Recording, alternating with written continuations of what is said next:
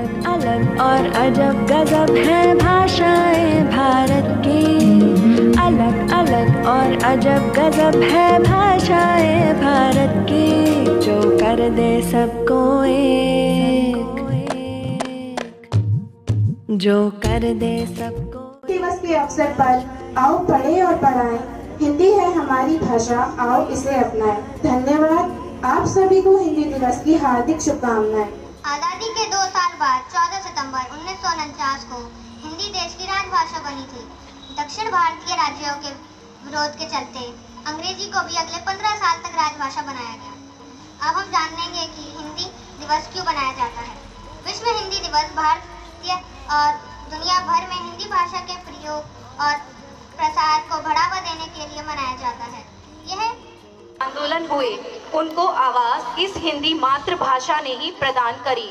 हिंदी में उर्दू और फारसी भाषा को समावेश करने की इतनी शक्ति है कि इसमें सरलता और सौम्यता से यह इतनी सहनशील बन गई है कि ये सभी भाषाओं के कुछ न कुछ शब्दों को अपने भीतर समावेश कर लेती है। आज मैं हर्षाली बीरा, कक्षा 5वीं की छात्र, आपके सामने एक कविता प्रस्तुत करने जा रही हूँ। मेरी कविता कुछ इस प्रकार है कि बच्चों का पहला शब्द है हिंदी, माँ के प्रेम की छाया है हिंदी, पिता का प्यार है हिंदी, माता का आंचल है हिंदी, हिंदुस्तान की आवाज़ है हिंदी, हर भारतीय की धड़कन है हिंदी, शहीदों की भूमि है हिंदी, हिंदुस्तान की तरक्की है हिंदी, ज्ञान का सागर है हिंदी, हिंदुस्तान का सम्मान है हिंदी। हिंदी हमारी राष्ट्रभाषा है, उस पे हमें नाज है। सबसे सरल, सबसे अनोखी भारत की ये शान है।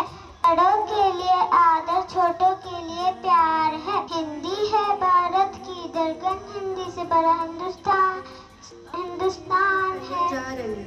जन जन की भाषा है हिंदी, भारत की आशा है हिंदी, जिसने पूरे देश को जोड़े रखा है वो मजबूत धागा है हिंदी। हिंदुस्तान की गौरव गाथा है हिंदी, एकता की अनुपम परंपरा है हिंदी, जिसके बिना हिंद थम जाए ऐसी जीवन रेखा है हिंदी, जिसने काल को जीत लिया ऐसी कालजयी भाषा है हिंदी। सरल शब्दों में कहा जाए तो जीवन की परिभाषा है हिंदी। धन्यवाद।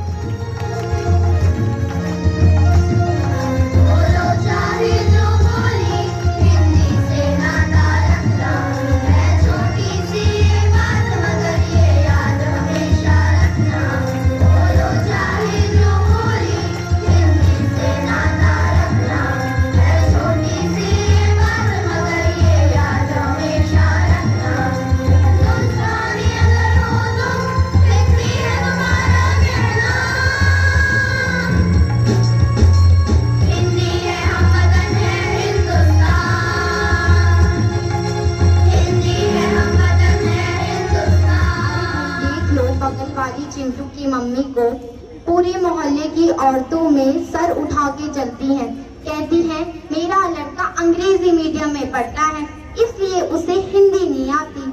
हिंदी ना आने पर उसकी माँ को गर्व महसूस होता है।